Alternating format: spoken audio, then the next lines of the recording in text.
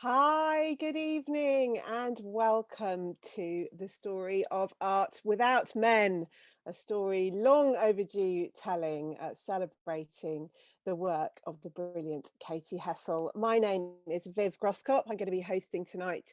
I'm a writer, comedian, and I would say a fledgling fan of women's art. I really am a bit of a novice in this field and so thrilled to see the publication of this book because finally there's an introduction to all the women artists I've yearned to know more about without being an expert. This is just such a brilliant opportunity to delve into that world. Welcome to all of you. Thank you so much for joining us, and welcome to those of you who'll be joining us on the replay. This is a recorded interview that I'll be doing with Katy over the next 40 minutes. I'll be speaking to her, and then we'll have a chance to answer your questions. Please do use the Q&A function, and we'd love to hear from you. No question too small, no question too big.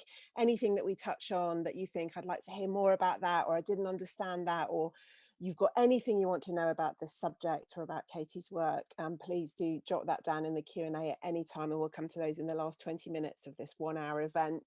I'd like to say a huge thank you to bookshop.org for hosting this unusual event. This is so great because everybody who's watching has bought a copy of this brilliant book, so we get to just celebrate it instead of trying to sell it to you. Although please do encourage anyone you know to pick up a copy, because then if they get it from an independent bookstore, they can also access this chat. So thank you to independent bookshops across the UK for supporting this event. Let me start with a full introduction of Katy, and then we'll be delving into the world behind this book and how it got published. Our guest this evening is Katy Hessel, art historian, curator and broadcaster, who of course runs the Instagram account The Great Women Artists, celebrating women artists on a daily basis since 2015. As the host of the Great Women Artists podcast, she's interviewed artists like Marina Abramovic and writers like Olivia Laing, Ali Smith, Deborah Levy. Katy also writes and presents arts documentaries for the BBC, and in 2021 she was selected for the Forbes 30 Under 30 list in art and culture. In 2022, she was appointed as the curatorial trustee of Charleston, the former home of the Bloomsbury Group. She's curated exhibitions at Victoria Miro Gallery, Casmin Gallery in New York, Stephen Friedman Gallery and more, and once took over a floor of the Tate Modern for a Tate Late. Now to tonight's topic. Katy has written The Story of Art Without Men, which is very much a story of art for our times, with women at its heart. From the glittering Sophonisba Anguissola of the Renaissance to the radical work of Harriet Powers in the 19th century USA, and from the Dutch Golden Age to the astonishing work of post-war artists in Latin America and the women artists defining art now in the 2020s. So delighted to welcome you on behalf of bookshop.org. Hello, Katy Hessel.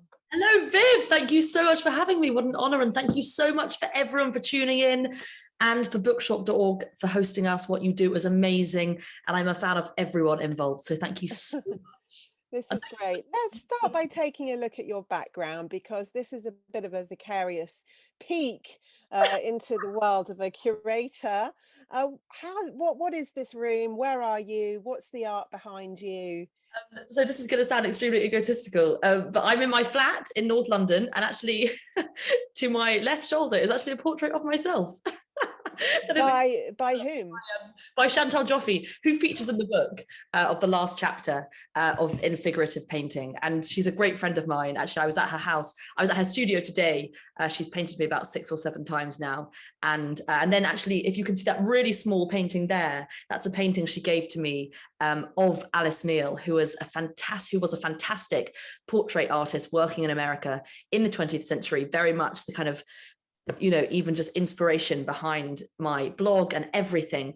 And so she wrote on the back, "Dear Katy, where it all began, love with Alice, love Chantal." And then we've got a bit of some Sarah Ball prints, a Grace and Perry tapestry, and some pots. So it's all kind of going. This is extraordinary. This is all stuff I think I would probably keep in a safe rather than on a wall, which is probably a different kind of art discussion entirely for another book.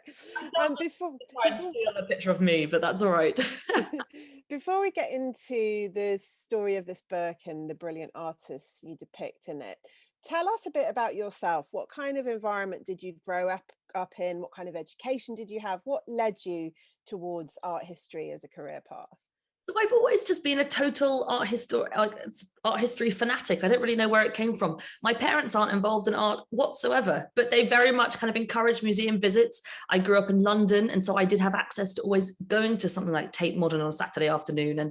And you know, as a 6-year-old, when you're in the Turbine Hall or something, it's just extraordinary. So for anyone who's been to Tate Modern, they have this insane sort of, I guess, sort of 30-meter high, maybe even more high room, which is kind of this former turbine factory. And they have giant installations, which as a child, when you are witnessing a sort of colossal spider or something, is just completely magic, and you can't help but just kind of react to it. And so, you know, I just spent my Saturday afternoons kind of doing that with my friends or my family or something. And it just sparked this total interest in kind of what people's perception of the world was through their own eyes, but then what they can sort of transform into just this magic thing that allows you to see the world in a completely different way. And, you know, it was such an exciting time, London in the 2000s. And then I was lucky enough to do art history at A-level. I remember walking into my sixth form open day and just being like, wait, what the hell? You can actually do this as an exam. Like, this is the dream.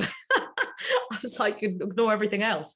And it was amazing. And, you know, looking at the history through visualizations is incredible, because what it does, it actually allows you to explore the lives of those who lived in history. So, for example, the reason why I love an artist like Alice Neal so much, and she was very much a portrait painter working in the 20th century in New York City, her lifespan from 1900 to 1984. So she really had that kind of, you know, the excitement, the growth of the 20th century. But instead of painting, you know, what we sort of think of as culture, she painted the individuals who shaped it. But yes, there were people like Andy Warhol, or, you know, sort of glittering celebrities or whatever of New York City, but they were also kids who lived in Spanish Harlem. They were curators, they were writers, they were, you know, her therapists. And actually, it's that makes it so exciting, is to see those individual lives of people who shaped it. It's why I'm very drawn to figurative painting. And when did you first become aware of this complete, you know, obscuring of women? And I'm thinking in particular as a teenager, as a lover of art. I think in my generation, I'm a bit older than you, we were quite slow to question these things. And I'm now I look back now on everything that was going on in the 60s and the 70s, and my education was through the 80s and the 90s. And I'm shocked that there were so many attempts to try and make this corrective that didn't become mainstream. When did it become a concern for you? Well, it took me a really long time. It took me from studying art history at AS and A-level, then doing 3 years of an art history undergraduate degree. And actually, it was in my final term when I looked at the work of Alice Neal, realizing that there was this pattern with women not actually getting any recognition to right at the end of their life. But I also did this amazing course, which was about sort of activism and art.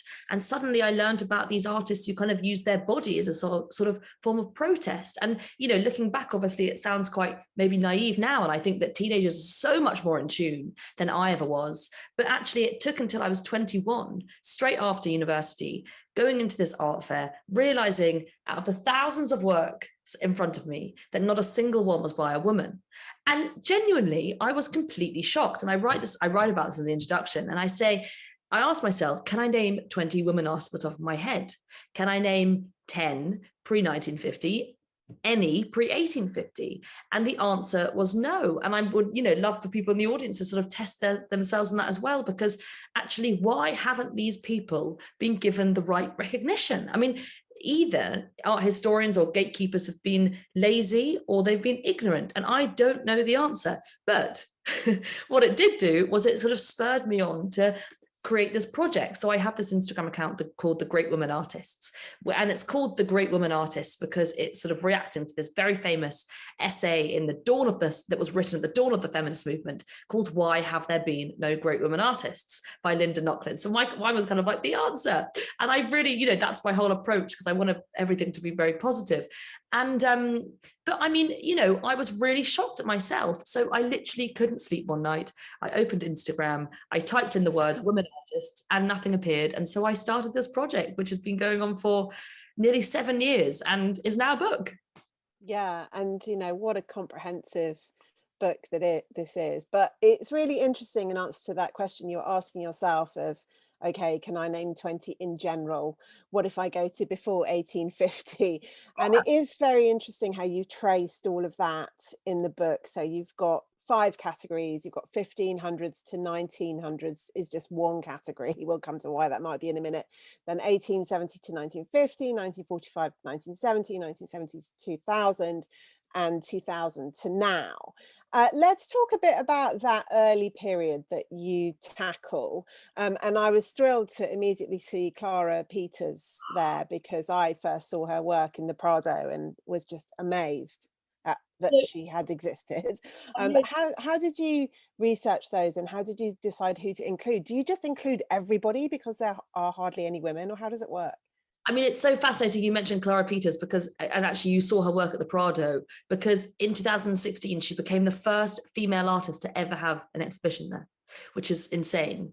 But yeah, I mean, it wasn't until I actually remember speaking to like a friend of my sister, and he was like, well, who are the female Renaissance artists? And I was like, you know what? I have absolutely no idea. So I pitched this article years ago to Artsy, talking about the female Renaissance and Baroque artists. And it was actually in the research for that, which must have been about 5 years ago now, that I was like, oh my goodness, they existed. This is extraordinary. The fact that their work survives, the fact that their name survives, the fact that they haven't, been, reduced to sort of be unknown or misattributed to works by their male artist contemporaries or something, is extraordinary. And the thing is, there is not much. The reason why part one is, even though it spans 400 years, is so small, is because we just don't know enough, but also because of the restrictions that women artists had during that time. So, it wasn't until 1890 that women artists actually could gain access to the life room. And that sort of means like sort of painting from the nude, and anatomy was the kind of like the key thing that you needed to have as a skill to be able to create these pictures that were of biblical and mythological creatures or whatever. And it's extraordinary. But it wasn't until actually bringing back someone like Linda Nochlin, who was this amazing feminist art historian. She curated this very famous exhibition in 1976 at LACMA, which then actually toured around the US in 1976, called Women Artists 1550 to 1950. And this was honestly one of the first times that this sort of scholarship or these artists have been brought together. It was the first time that 400 years of art by women had been brought together. And it's an exhibition I dreamed to restage in 2050. But actually, it's the knowledge that we have from these artists is still so minimal, and it's actually thanks to people like Griselda Pollock or Mary Garrard, these amazing scholars who are the world expert in like Artemisia Gentileschi or something. But the thing is, we just don't know enough. And I tried to, it's interesting in terms of how much do you actually put in? Do you put everyone in a way? You can't, because you have to tell a story. So actually you have to be quite selective. My mind goes crazy when I look at this book, because it almost reveals all the ghosts who didn't make it in. But at the same time, you have to make a linear kind of story in order for it to be a readable book. I guess are many of the ghosts on the Instagram page, so they have their place in the sun somewhere? Exactly. Right. Yeah, that's good. About the artists of the 16th, 17th, 18th century that you describe in the book, obviously we have a tendency to group women, don't we, as if they're all the same kind of person, which we don't do with men artists, but I'm going to do that anyway, just for the sake of things. But I found myself gravitating towards the idea that not all of them, but most of them had something in common, which was that they had some very intimate link to a male artist, whether it was a family link or some kind of other kind of relationship that was a different kind of relationship than a male artist would have with that artist, that allowed them to have that proximity. Is that a fair enough assessment of that time for many of the women artists? Absolutely. I mean, I talk about this idea, women needed a powerful man to look after her if she wanted to become an artist. And that also might include God. If she had access to a nunnery and she was a nun, where, especially in the Renaissance period, women who were literate would go and become nuns. They'd either be married off very early or they'd go to the nunnery. And actually they'd be able to have access to, manuscripts, which they could copy. And so, women learned by copying. If they weren't going to have access to the nude model, then they needed to have something that they could have access to. But at the same time, women artists during that time also weren't allowed to travel, unchaperoned. They weren't allowed to go to churches unchaperoned, which would mean that they could study the paintings, because that's where they all were, and especially Italy in the 16th century. And a very famous artist is someone like Artemisia Gentileschi, who became the first historic female artist to ever have an exhibition at the National Gallery in 2020, which is shocking. But she had a very famous artist father called Orazio Gentileschi. And she grew up, because her mother died when she was very young and she had 3 younger siblings. She grew up, basically being his studio assistant, grinding pigments for, paints. And then as a result, if she's in the studio, she would have access to his paintings where she could then copy. So it's, it's an interesting thing when people say, well, she wasn't as, anatomically accurate. And it's like, well, the barriers that she had to overcome were just extraordinary. And the fact that she did create these titanic works that were completely towering and brilliant and full of drama and everything means that she had to try so much harder in order to even become an artist in the first place. And then other artists are, there's an extreme lack of working class artists in this section. And I discuss this because women also needed to have some kind of nobleman as a father who perhaps could get them access to a teacher or a tutor or something. I try to include as many spectrums of society as possible. And I do, there's the idea of someone like Harriet Powers, a quilt maker who was born into slavery, who, created these incredible quilts in the 19th century. But for the most part, in the early centuries, they did have to come from wealth. Thinking of these early centuries and some of these big canvases, huge, quasi-biblical images, presumably they would be commissioned by a patron. What would be the difference between the relationship that a patron might have with a woman artist compared to a male artist of the time? Well, their price would be much lower. It's an interesting question because, somewhere like Bologna, which is a region in Italy that I talk about in the early chapters, Bologna was this unusual place that actually really championed the work of women writers, women scholars, women artists. And they had this university, and since the 13th century, they could admit women, which is just, extraordinary for that time. And they really prized themselves on actually saying to women artists, you should sign your work, you should make self-portraits, and patronage in Bologna, as opposed to somewhere like Florence or Milan, was actually also spread across all different sorts of classes. So if you were a banker or you were a barber, because the city was so sort of proud of its cultural heritage, that actually they sort of encouraged everyone to patronize artists. Whereas somewhere like Florence, or Rome, something like the Catholic Church, which is the sort of most powerful patron of the day, they were very much ruled by either the Catholic Church in Rome or like the Medici family in Florence. So there were just less of them, but they were more powerful, if that makes sense. So what was amazing about Bologna is that actually it was more even, and as a result, Bologna has a record of more women artists than any region from the 15th to the 19th century. But yeah, it's extraordinary that certain women artists did get this patronage. And when you say what's the difference? Price. We were still talking about the gender pay gap today. And what's amazing about an artist like Artemisia Gentileschi is that we have records of her letters, and she just says, you'll find in woman the soul of Caesar, or I'll show you what a woman can do. Or she'll complain to collectors, or she'll complain to patrons about, having, if it's like a sort of multi-figured scene, then she said, oh, how it causes her a massive headache and she needs to up her prices for this. Most of these women were also extremely entrepreneurial and go-getting. The fact that they allow for their names to be remembered 400 years later, they were absolutely fearless. Tell us a bit more about this change that comes when anatomy becomes something that women are able to study and the difference that that makes.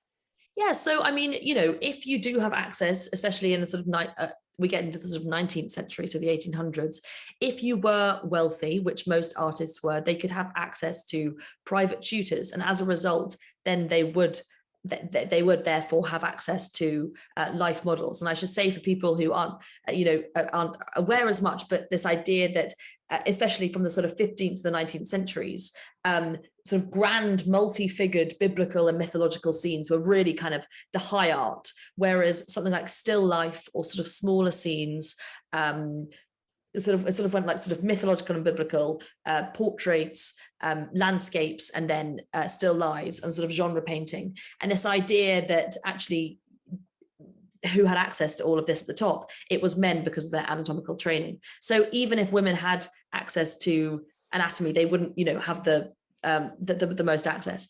But it all sort of started to change in the 1800s when women who had access to wealth could actually start having private tutoring. And as a result, in the pre-Raphaelite era, we just see the most incredible scenes. And then when something like the Slade School of Art opens, especially in London in the 1870s, and we see the sort of change in anatomy and this sort of precision of accuracy is just extraordinary with someone like Evelyn de Morgan. And, she was completely prized. I'll just show the audience. She was totally prized as a student at the Slade School of Art. She was one of their first students who they were admitted to. And something like this called Night and Sleep is just extraordinary. But I mean, the irony is that this work made in 1878 is that what was happening in Paris is that suddenly anatomy didn't really matter in art, and suddenly it was about impressionism, it was about modern life, it was about these smaller scenes, it was about painting outdoors, it was about painting the everydayness of life. And so suddenly when women started to have access to the art room and the life room and all these things, actually these works weren't so much in fashion anymore. And what difference did those groups make, like the Impressionists, the Surrealists? I'm thinking of the influence of Paris in particular, and artists like Berthe Morisot, I'm a big fan of her work. What difference did those groupings make for women? Was that helpful, that they were able to somehow be a part of those groupings only slightly to one side? Or do you think it was more of a hindrance, or are these categories that we just adopt nowadays that wouldn't have been so relevant at the time? Yeah, I think they are categories we probably adopt now in order to sort of tell the story of history.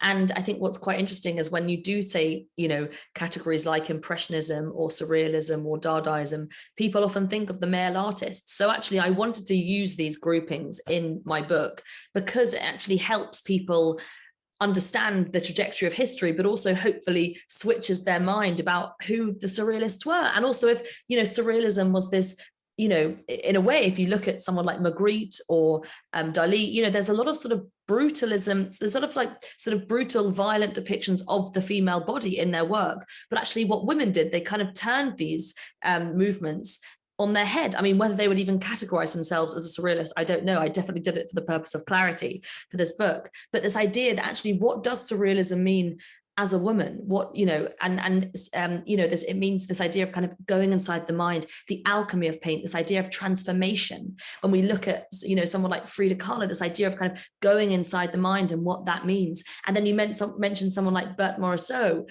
who in Impressionism, when we think of Cézanne or Van Gogh or someone, these were people who could, or Monet, definitely, these were people who could travel outside, they could take these high-speed trains, they could capture the excitement of the building, burgeoning age.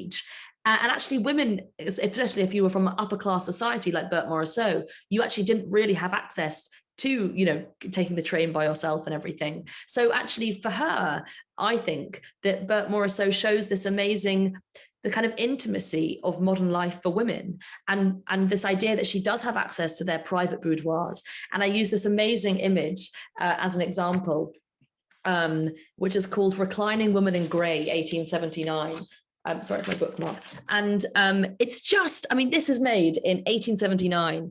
And the fact that she hasn't even sort of scrubbed in most of the canvas is extraordinary in terms of abstraction. But also when I look at this woman, I see her as this modern woman of a modern age who is sort of reclining in her boudoir and who is looking out into the future. And actually men don't have access to that. You know, these are sort of private spaces that women inhabit. So in a way, they can offer something completely different. Or a work, something like The Cradle, which is of her sister from a few years earlier, 1872. In a way, she's painting in a very kind of impressionistic style with these kind of rough, loose, quick brushstrokes. But at the same time, she's also commenting on the complexity of motherhood and what it means to be a mother in this kind of burgeoning age where suddenly freedoms are happening around for women. So, I mean, it's such an interesting story because in a way, when I was taught about Impressionism at school, we didn't really focus on these stories because perhaps they weren't seen as, high art or as important, when actually I think they're really important to the kind of progression of history and progression of women's rights and women's freedom and liberation.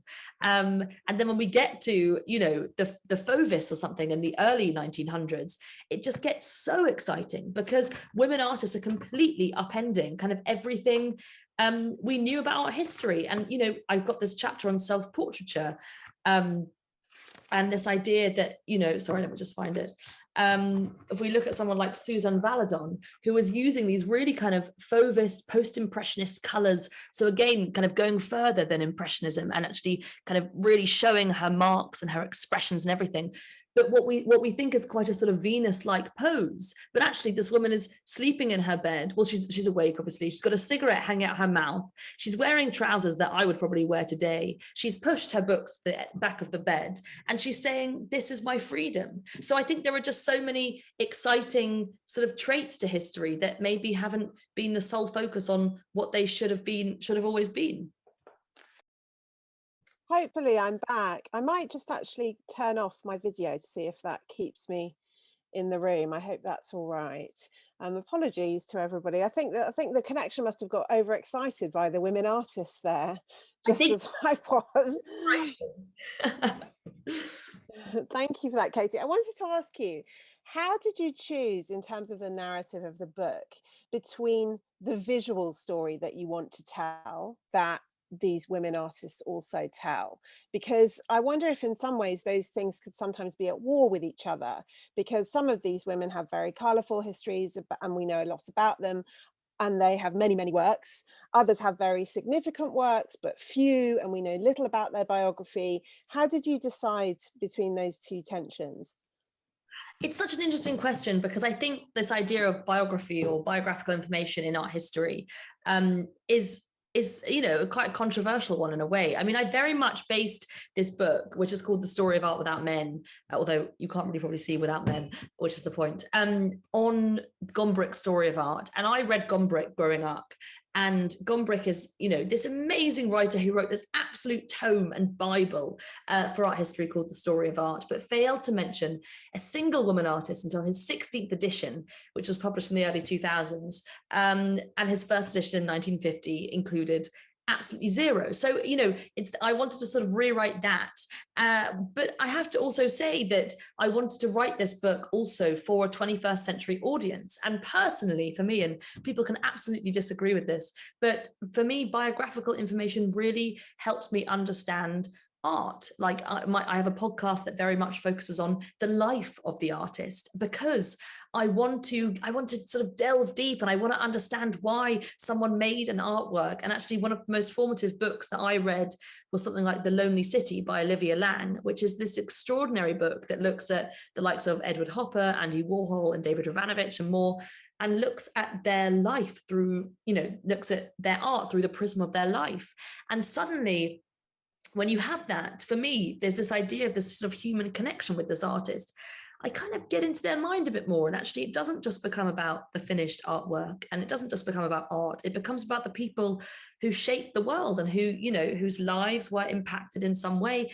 And that's why I think as well that social and political context is so important, and as well as biographical importance. But it is a sort of it's quite a modern way of writing about art because, in the past, people would have been completely, just devastated at the fact that I was probably using so much biographical information.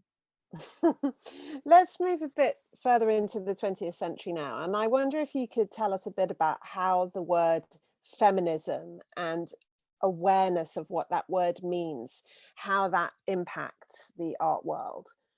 Oh my God. I mean, like, the story of the 20th century is just one of the most fascinating in the world. I think it's the 20th century is the growth of the world.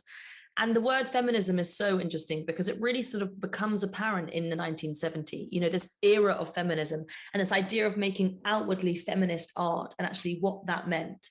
In the sort of 20th century, we span, we go through the world wars, we go through the Great Depression, we go through post-war society, we go to, Japan, what was happening there. And then we get to the era of feminism in the 70s, where it's really, let's actually come together to actuate change. Because if we're going to be still left out of all the museums and everything, we are going to fight back. And also, what does a feminist language even mean? I mean, in the 60s, there were artists who were using these kind of bodily forms and everything, but it wasn't exactly sort of feminist in the sense that the word feminism hadn't really kind of come into mainstream culture. But in the 70s, it really did. And it was this idea of actually putting women's stories at the center and saying, we are going to fight for our rights. If no one's going to accept us, then we're going to have to fight, discover and implement our own institutions, like the Women's House, like AIR Gallery. If no gallery is going to accept us, then we're going to make our own one, which is absolutely extraordinary. And what we see in the chapters going forward is just gets more progressive, more progressive, and more progressive as we go on. And it's incredible. And I think one of the main sort of icons of the feminist movement was this extraordinary work called The Dinner Party by Judy Chicago, which was made between the years of 1974 and 1976. And 1974 and 1979, took 5 years to make, and sort of hundreds of women, come together at this. And what the feminists did, they said, that they also are very much, if there was a sort of art form that was relegated by the high art institutions or establishments, for example, textiles, they were going to use the needle as a form of protest. They were going to use the body as a form of protest. They were going to say, you can't commodify me, you can't use me as an object. I'm going to be the object and test the limits of the body in my own feminist way. And coming back to Judy Chicago's Dinner Party, which is now installed in the Brooklyn Museum, is this extraordinary sort of almost sort of minimalist 100-foot long table, which kind of awards 39 women seats at the table. And, it spans everyone from Georgia O'Keeffe to Sojourner Truth, Artemisia Gentileschi, all sorts of people. I mean, there are definitely problems with it, which I write about in the book. But what's amazing is the fact that she gives each of these women a name place, which includes this sort of regal-like textile as a dinner sort of dining sort of mat, and then these extraordinary kind of vaginal amazing ceramics as their plates, and actually to sort of upend this idea of what art could be and use it as a form of protest and say, I'm going to make this giant huge table that's going to be on the scale of these male artists' work, but I'm going to fill it with these kind of ionic organic forms, which is extraordinary. Who doesn't want a dinner party full of vaginas? It's what everybody's been waiting for. I'm wondering, from some of the passages in the book, you tackle this, and I'm also thinking about the artists that you've interviewed in your podcast, the artists you know personally. Do you think that sometimes over the last 50 years, it's been quite frustrating for women artists because they don't get to ignore this question? I'm thinking of the contrast between perhaps the painters you write about of the 16th, 17th, 18th century, who we can only imagine that they were frustrated about their status as a woman, but they were just getting on and doing their paintings. They didn't have to think, how can I make my art be feminist? Whereas a lot of what we think of as women's art now directly engages with the question of feminism.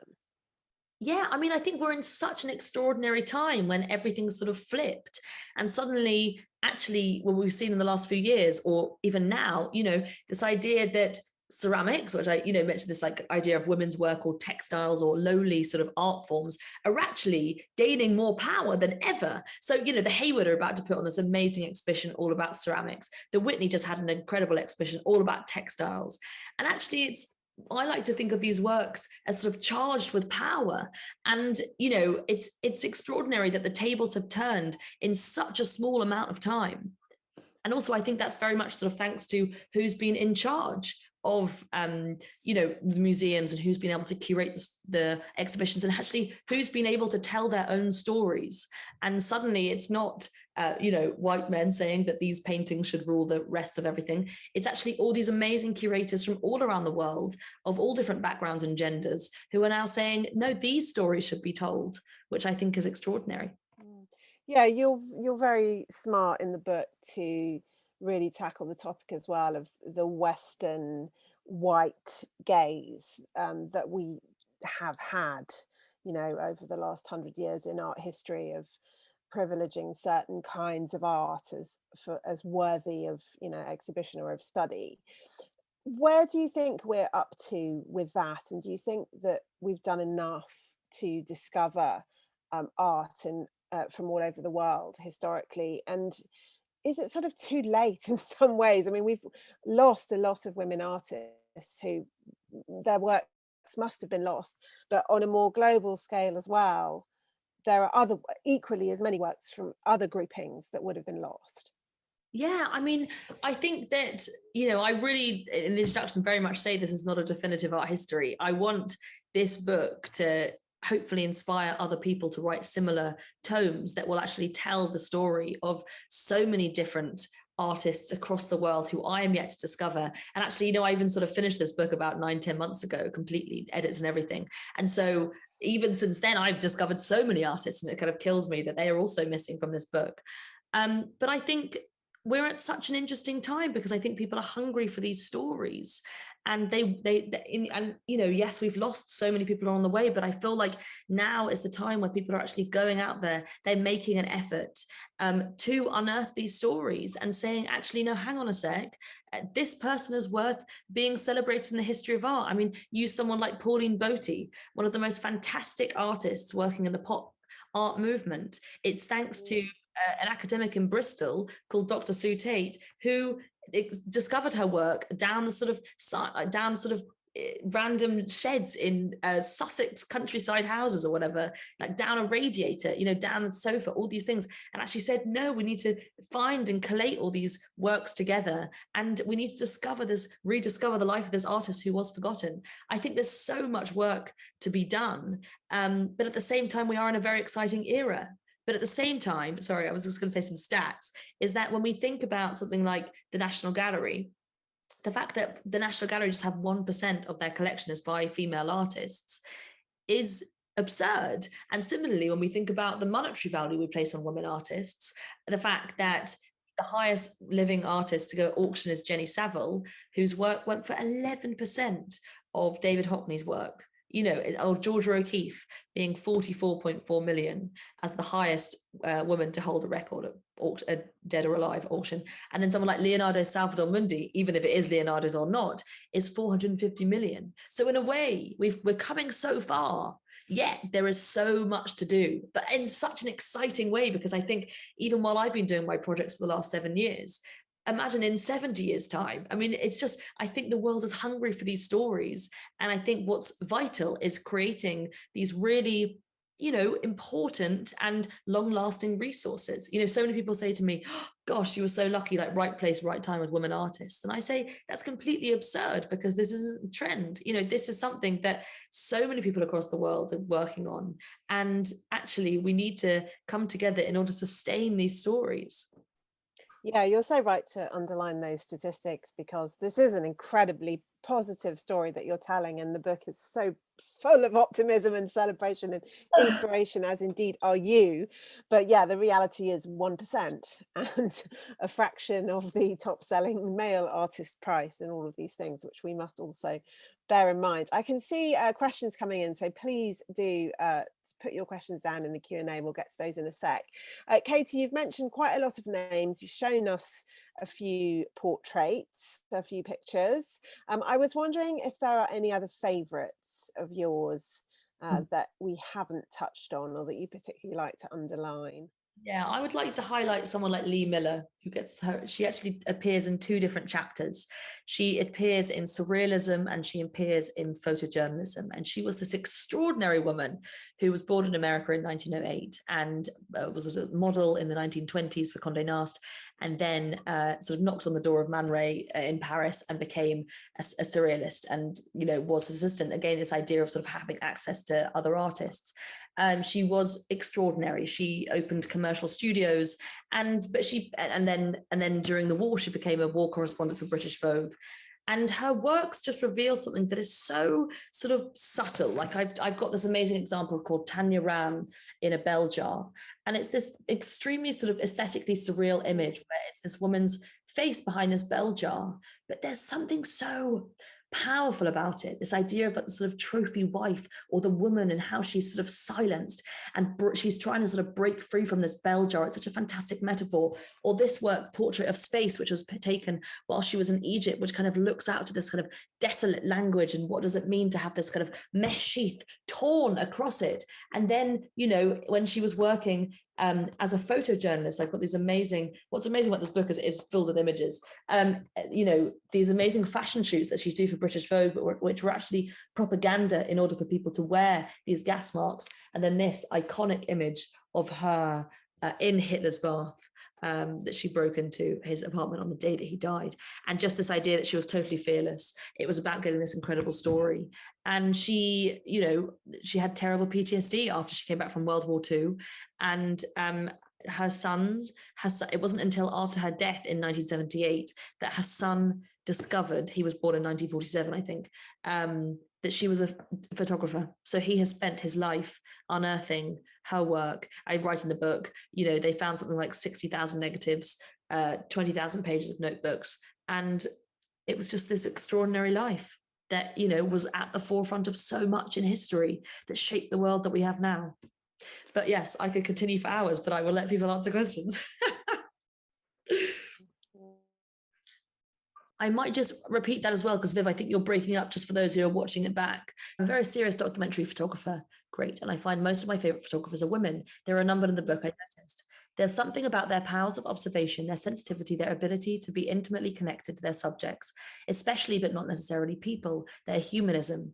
Any views about the strengths of female photographers or artists? Yes, I think it's extraordinary. I think that's an amazing observation. And, when we look at someone like Viv Meyer, who just, she was a nanny working in a house, I think in Chicago or somewhere, for most of her life. And she just took this camera around with her and made these extraordinary self-portraits. I think there's something to be said when you are, a marginalized person in society, or you don't get, obviously this is extremely generalization. I don't, I mean this just whatever. I mean this in a very kind of generalized way, but I think there's something extraordinary when people are overlooked in a society, that actually when they don't have the attention on them, they have this sort of power to experiment more. I think that's what we see with so many artists in this book, is the fact that they didn't have the recognition by the big institutions or the curators or the writers. So they kind of did whatever they wanted to do. And as a result, they just created these extraordinary careers, like someone like Louise Bourgeois or someone, the fact that she worked in textiles, sculpture, installation, everything, reinvented her career 1,000 times. Louise Bourgeois was working since the 30s. The 30s. She grew up at in Dada's Paris.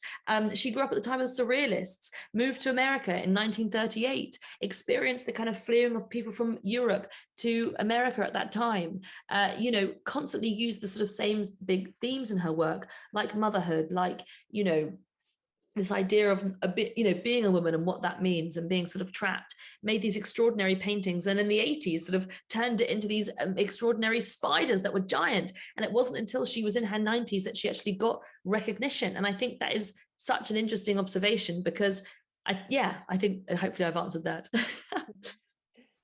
Question from Henrika Kremer.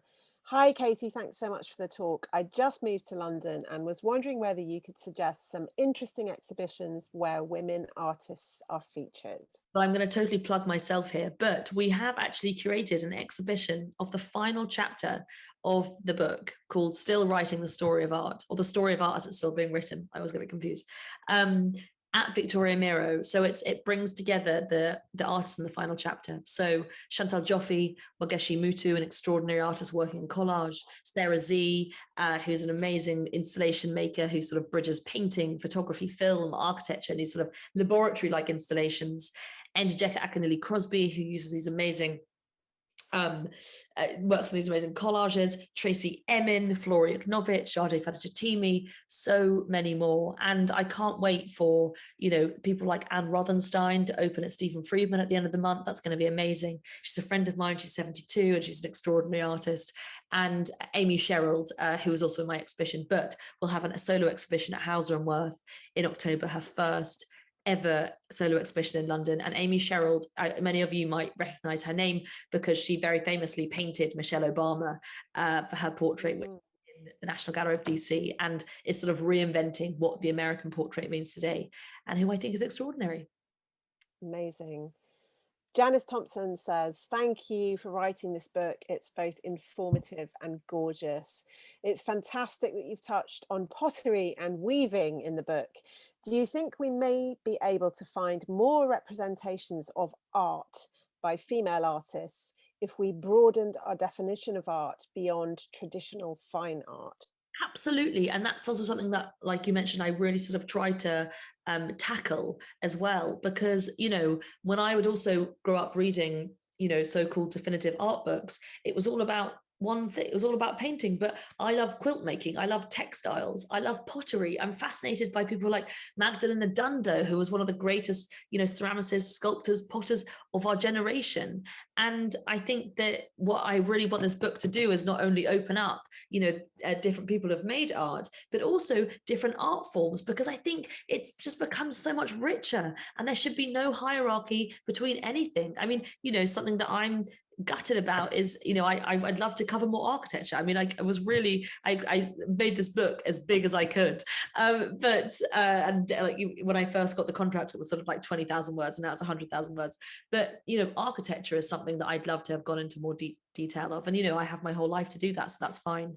And I think, I think we've got to broaden all of our horizons in every way, because I think if you're not seeing art by a range of people, then you're not seeing society as a whole. But also, we've got to embrace different traditions all around the world, and I'm just fascinated to learn as much as possible.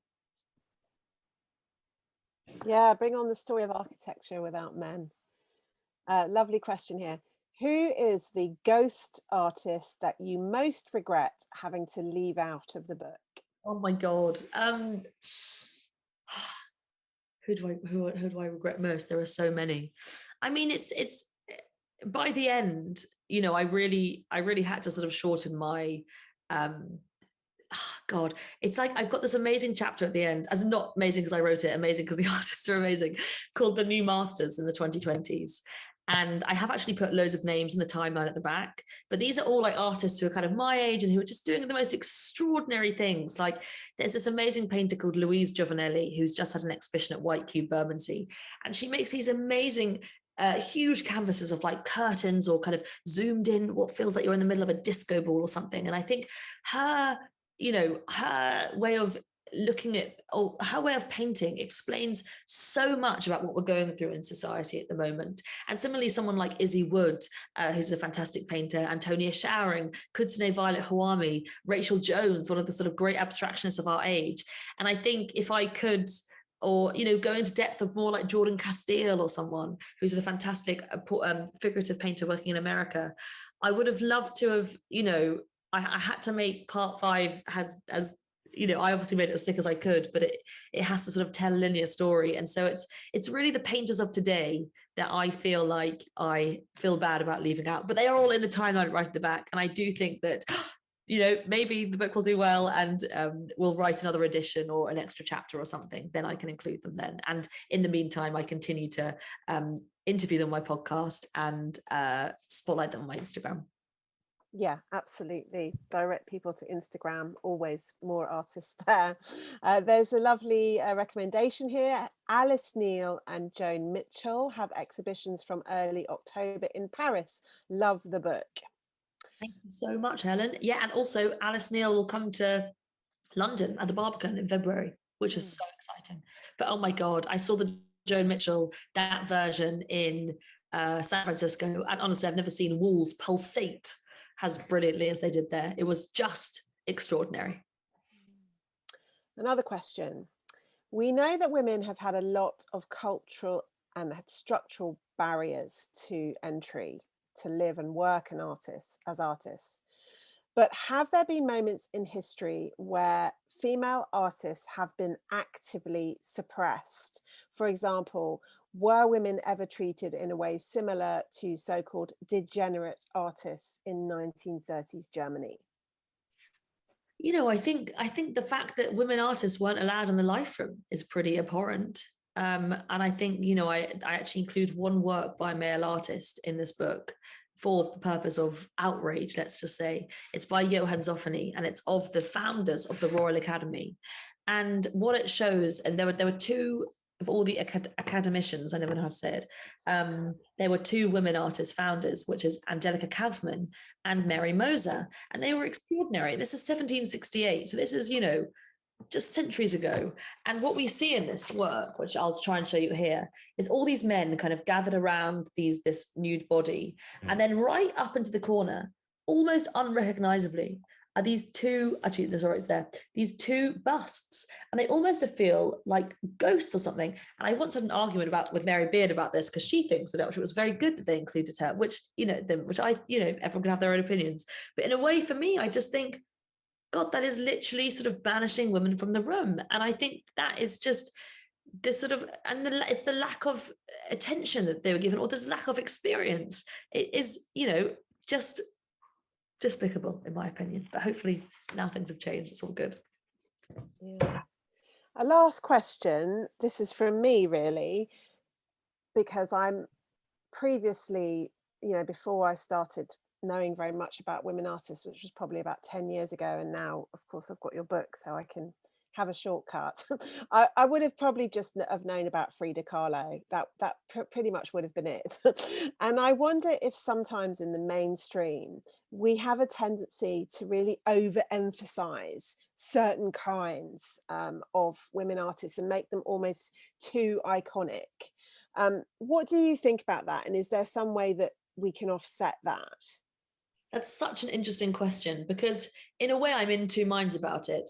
Because, well, first of all, I, obviously do not believe in the objectification of women, and think it's, actually a really interesting observation about the sort of commodification or the commercialization of a female artist's image. But at the same time, what is amazing about everyone knowing about Frida Kahlo is I don't really mind if people get their art or their sort of access to art or their route into art through, something commercial. So they might have a Frida Kahlo keyring or something.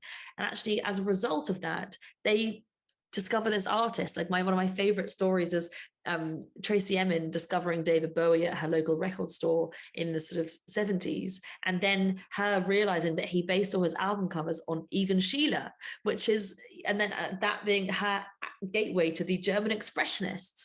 And so I think that in a way I'm completely in two minds about it, because in a way it helps raise awareness, but at the same time I would not want people to over objectify or over commercialize. Yeah, great answer. Well, we need to draw this fabulous session to a close. I want to say a huge thank you to you, Katy, for writing this beautiful book. Thank you to bookshop.org for hosting, and to independent bookshops everywhere who do so much for gorgeous and informative, as one of our viewers said, which is such a great observation. Thank you so much to all the independent booksellers out there, and thank you to all of you for tuning in and for bearing with my technical difficulties. I'm not going to try and come back on now. I'm just going to be a disembodied voice. Any final thoughts, Katy? Just thank you so much. I think I'm so thrilled that people are interested in this subject. It's such a, I really want this book as well to, if you've never even stepped inside a museum, don't worry, because this can be your kind of guide, and don't be afraid to. What I really want to hopefully say at the beginning of the book and the introduction is that art history is for absolutely everyone, and everyone is worthy of being included in this conversation. And the more people that are, the richer it becomes. Beautiful. Thank you so much, Katy Hessel. I will leave the final word to one of our viewers, Jonathan Damon, who says, simply wonderful, insightful, incisive, entertaining, well-paced. Bravo to both of you. Thank you so much. And I love the book. Applause. Amazing. Applause to all of you for tuning in. This is going to be available as a recording link in a while. That will be sent to you if you need it. Thank you so much to all of you for tuned in, all of you who are watching on the replay. And huge thank you and congratulations to Katy Hessel for the story of art without men. Thank you all so much. It's really, really kind of you. Thank you.